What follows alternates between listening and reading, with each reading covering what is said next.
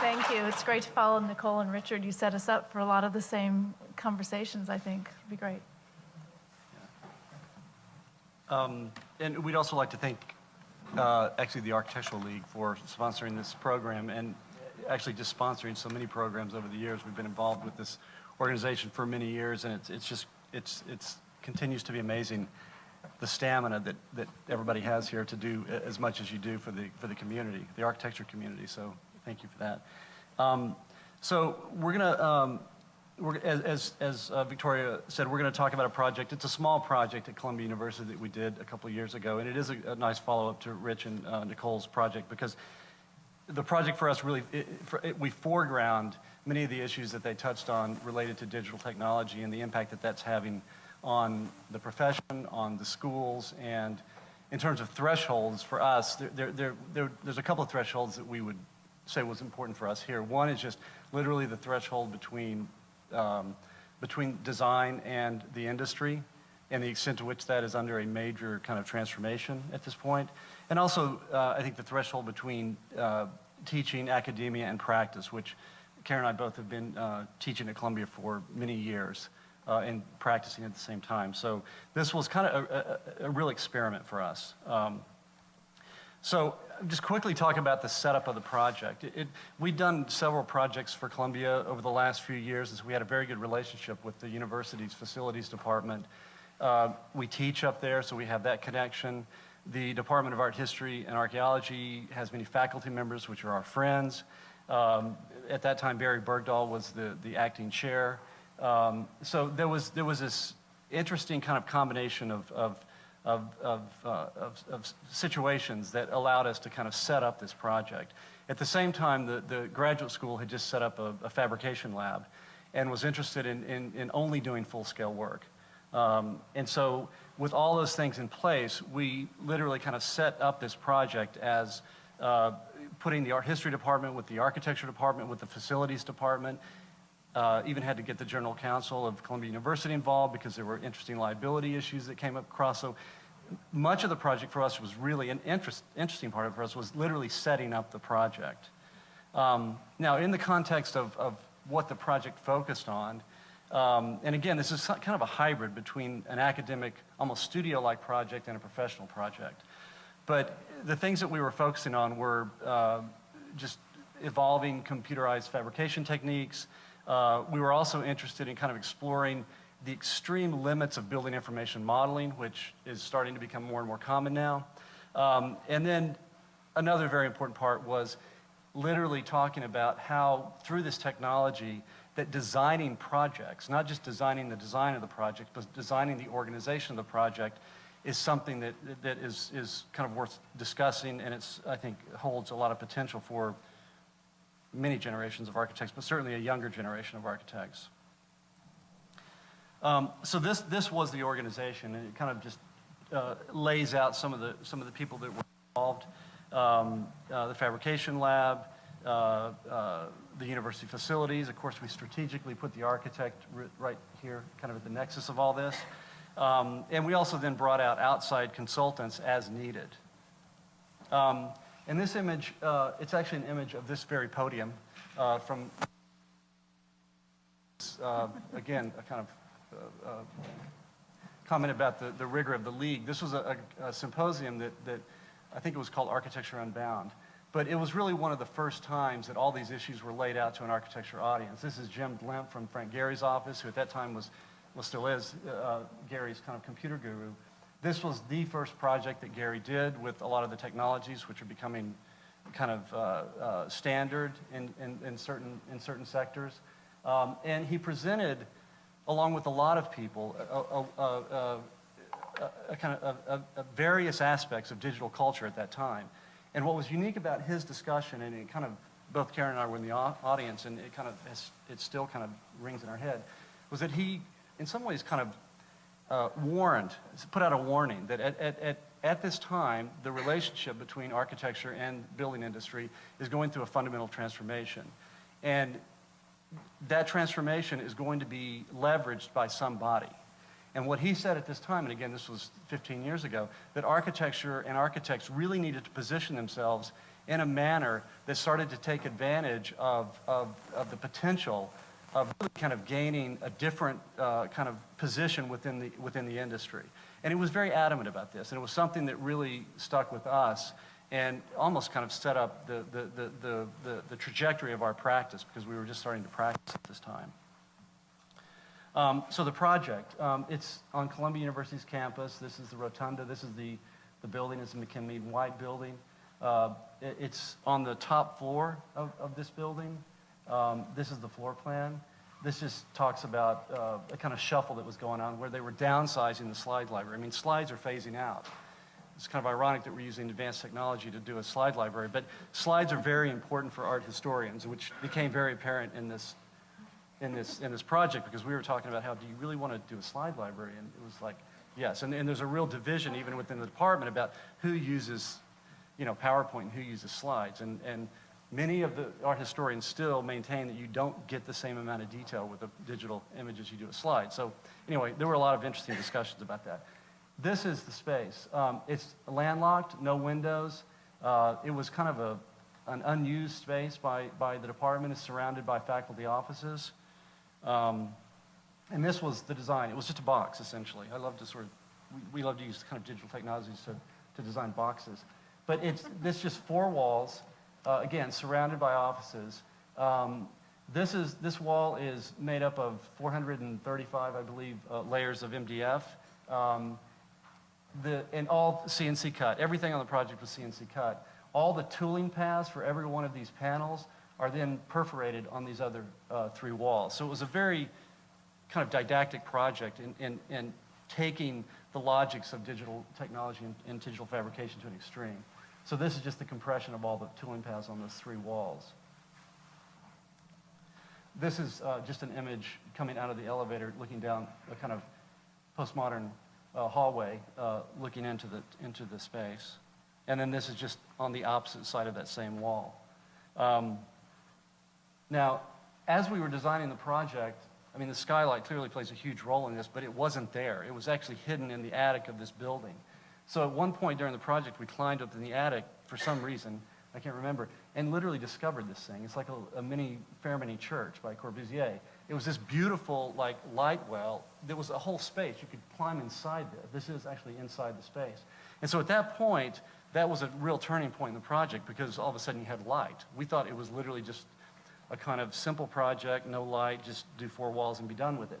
When we discovered this, the whole thing transformed in terms of We were suspicious. There was a plexiglass panel covered with dirt and dust that actually had lighting strips around it, but you had no idea that there was any sense of daylight there.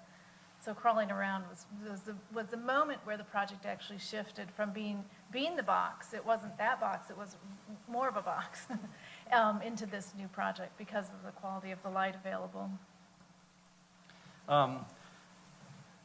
So we'll go through some slides just kind of showing the process, because it was a process that again involved, the fabrication of it involved students, it involved our office, and it was all done in the fabrication shop at Columbia, and that was sort of one of the limitations that we had. So we did several full-scale prototypes. We had, with access to the equipment, we were at liberty to literally do prototypes as much as we wanted to, something you don't typically get in a construction project. So this just shows some of the testing that went on with the kind of apertures that you see in the project, different ways of doing it. And again, for the technical people, this was a simple kind of profile cut. Then we also did carved surface cuts. And at every point during the project, when we would do these tests, we would always select the most complicated way to do things, because in some ways we were trying to simulate a much more complex and large project.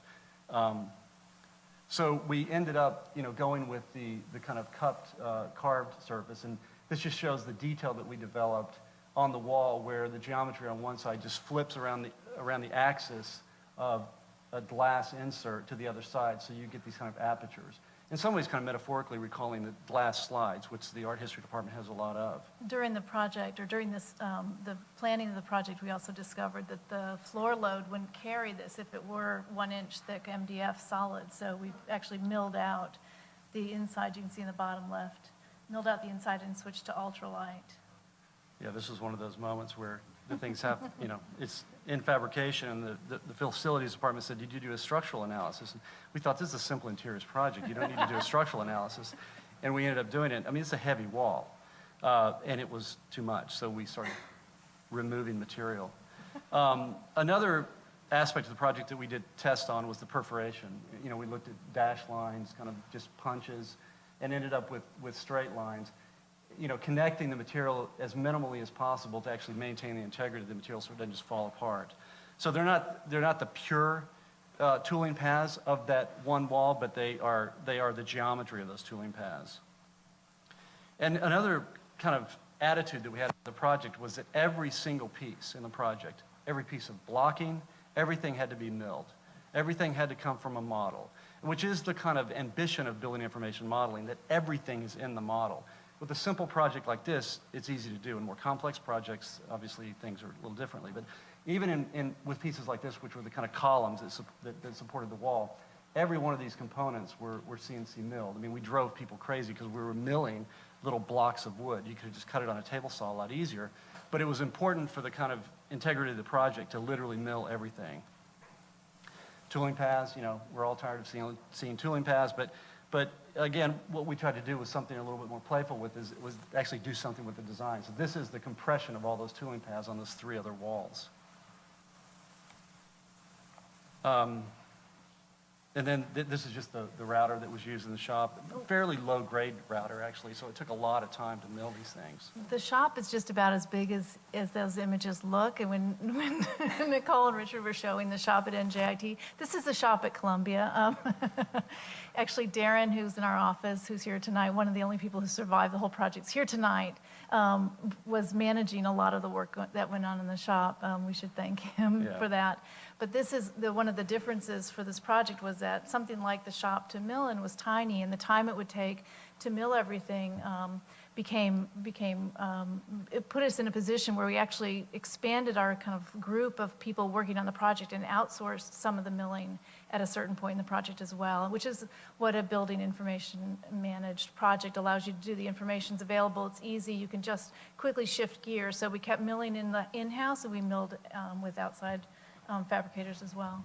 There's, all these projects, university projects, are on very strict summer schedules, so the schedule is not flexible. So as Karen mentioned, instead of extending the schedule, we just extended the kind of network of people working on the project. Just all the pieces, you know. Ironically, you know, Karen didn't want to show this slide because it shows the kind of one flaw in the kind of material management logic of CNC fabrication. For some reason, we could not inscribe the number. Every piece is different, so you have to number them. We couldn't inscribe the numbers on the pieces. So you can see these are like we have Sharpie management. Sharpie numbers on all of these pieces, which is kind of ironic. So again, because building information management software has information in it already, we wanted to also experiment with what a working drawing was and change that into just a drawing for assembly. So no information, no dimensional information or instructions are on here, except for we tried as best we could to match IKEA drawings and make a kind of assembly process. Where am I? Oh, here.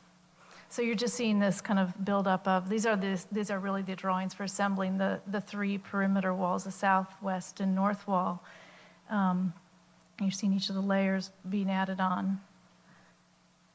And finally, the assembly of the east wall was actually the more complex one in terms of sequencing. You had to sequence one piece of ultralight after another and then slot the glass in as well. So a series of threaded rods and threaded couplings that allowed this to happen. You'll see an image in the next slide of the students actually building this. So again, as a kind of working methodology, this included a huge crew from the fabrication lab at Columbia, and then also a huge crew of students who worked and assembled this over the summer. And the other thing about this, there's no adhesive. It's all held together in compression. So even the glass is tightened with the threaded rods just to hold in place. We did have to slip in a little silicone here and there, but in general, it's all held in compression. And again, just the time frame, we had 3 months. The previous project had 3 days. We had 3 months to actually do the whole process and get it built. So this is just the kind of flow chart of that work. And we just end with a few images of the project. You see how the wall curves back to allow the skylight light to slip down into the outside of the space and also then bathe the inside with light. These are some of those portals. And this is the corner where on the right side, or on the left side of your image, starting in the middle, the information of the panels, each panel here, each slot, is the information of one of the pieces of wood on the other side. When you actually move around these three sides, you start to see the geometry of the curve up into the skylight. So you can kind of walk around and just kind of see the You're starting to see it logic on the of right side of this slide. We didn't mention this, but on the inside of those, the walls that are perforated, there was a little bit of a space and then acid etched glass on the inside. So that's what gets that kind of soft quality of the lines. This is the outside of those. And then this is the inside where you're seeing that there was a plastic laminate of a really acid green color and then a space with the etched glass, so light glows through that. And it does hold slides, the irony of the project. And then finally, we'll just flip through a sequence that shows the light changing in the space from day to night.